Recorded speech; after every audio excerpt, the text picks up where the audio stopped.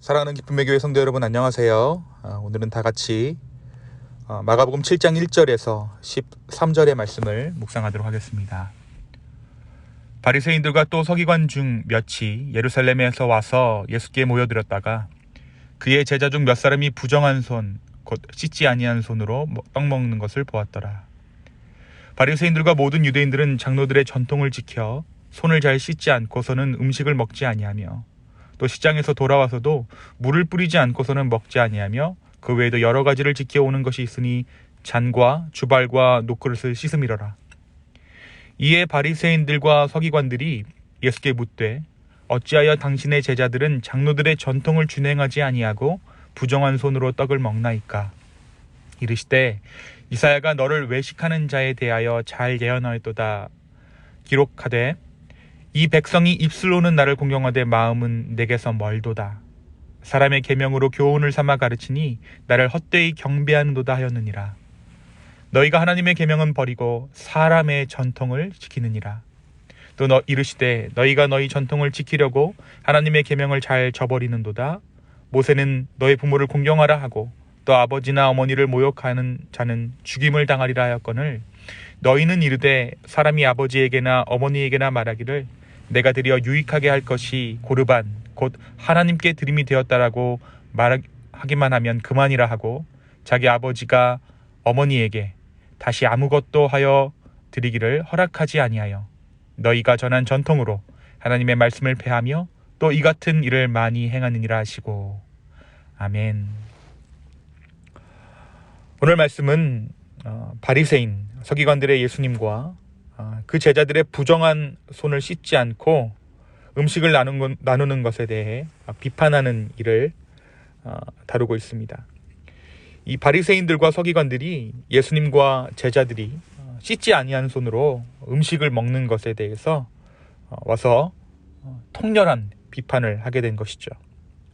예수님은 그러한 그들의 비판에 대해서 모세의 율법과 이사야의 말씀을 통해 그들에게 답변하십니다.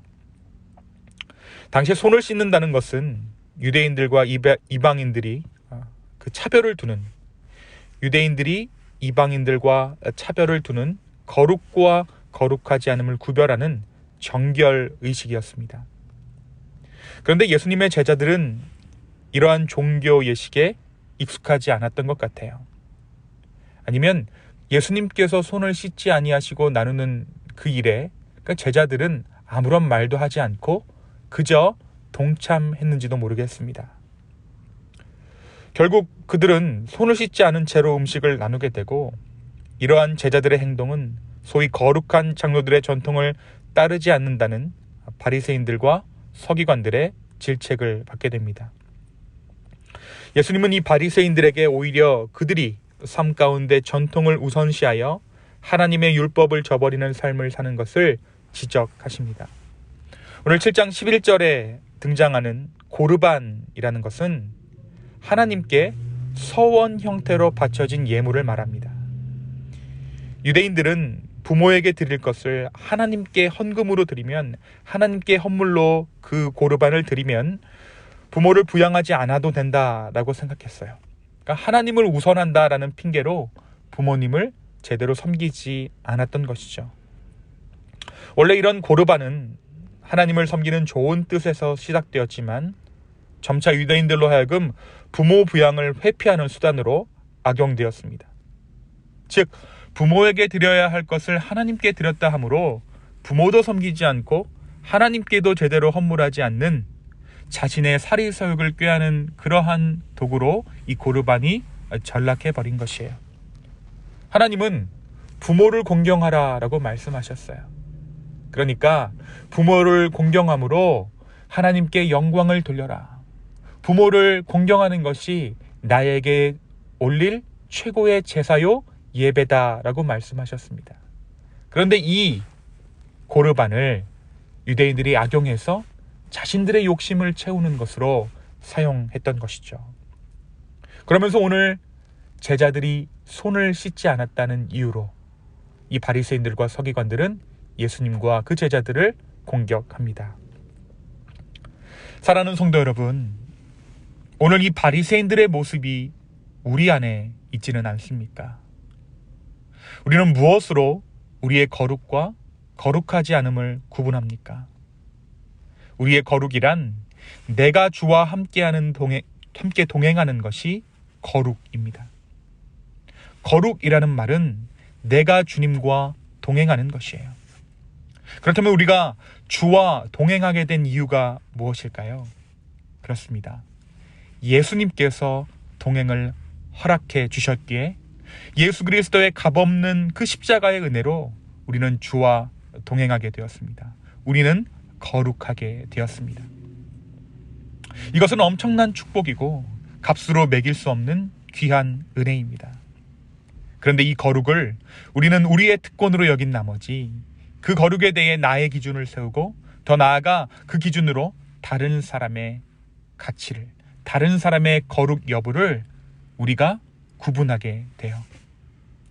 교회를 다닌다는 사람이, 은혜를 받았다는 사람이 어떻게 저런 말과 행동을 할 수 있느냐며 주님께서 그 모습을 슬퍼하실 것이다 라고 말하는 것을 주저하지 않습니다. 그러나 주님께서 정작 슬퍼하시는 대상은 내가 느끼기에 믿는 자로서 해서는 안 될 말과 행동을 하는 그 사람이 아니라 바로 그 사람에게 크리스천의 자격이 없다라고 말하는 나라는 것입니다. 오늘 바리새인들이 지적하고 있는 대상이 누구입니까? 바리새인들은 율법의 주인이신 예수님을 자신들의 전통을 근거로 지적하고 있어요. 예수님에게 구원이 없다라고 말하고 있는 것입니다. 그들은 그들의 구원의 잣대를 구원자 되신 예수님께 들이대고 있는 것입니다. 이 얼마나 황당하고 이 얼마나 오만한 일입니까? 사랑하는 성도 여러분, 오늘 나를 거룩하게 하는 그 일은 다름 아닌 나와 오늘도 동행하는 주님을 발견하는 것입니다. 오늘 하루를 살면서 우리는 예수님과 동행하며 씻지 않은 손으로 떡을 먹는 제자들이 될 수도 있고 그런 제자들을 지적하는 바리새인도 될 수 있습니다.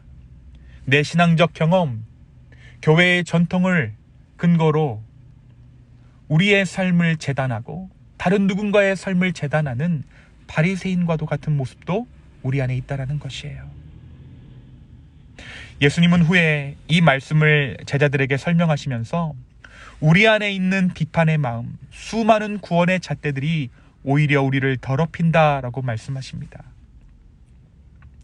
오늘 이 시간 나와 동행하시는 그 주님을 발견해서 진정한 거룩의 길로 행하는 저와 여러분의 오늘 하루 되기를 예수님의 이름으로 축원합니다. 내가 주님과 동행하면, 내가 진정으로 거룩해지면 그 기쁨으로 인해 온전한 시선이 나와 주님께로 고정하게 되는 것입니다. 내가 주님과 동행하면 그 기쁨은 온전히 주님과 나만 바라보게 합니다. 주변을 보며 비판할 겨를이 없다는 것이죠. 오늘 이 충만한 기쁨이 우리 가운데 발견되기를, 회복되기를 예수님의 이름으로 축원합니다. 이 시간 함께 기도하겠습니다. 주님, 제자로 살면서 바리새인의 모습도 가지고 있는 우리의 삶을 긍휼히 여겨 주십시오. 주님과 동행하는 것이 거룩이다라는 것을 우리 마음판에 깨달아 오늘 하루 내가 주님과 동행하게 하여 주시고 다른 사람에게 하는 그 비판의 잣대를 내게 오히려 적용해서 정말 구원 얻은 자로서, 은혜 입은 자로서 합당한 삶을 주께 올려드릴 수 있도록 주의 나의 삶을 긍휼히 여겨 주시옵소서. 주님, 진정한 거룩의 길로 우리로 하여금 행하게 하시고 진정한 구원의 길로 우리로 하여금 행하게 하여 주시옵소서. 감사합니다. 이번 말씀 살아계신 예수님의 이름으로 기도하였습니다. 아멘.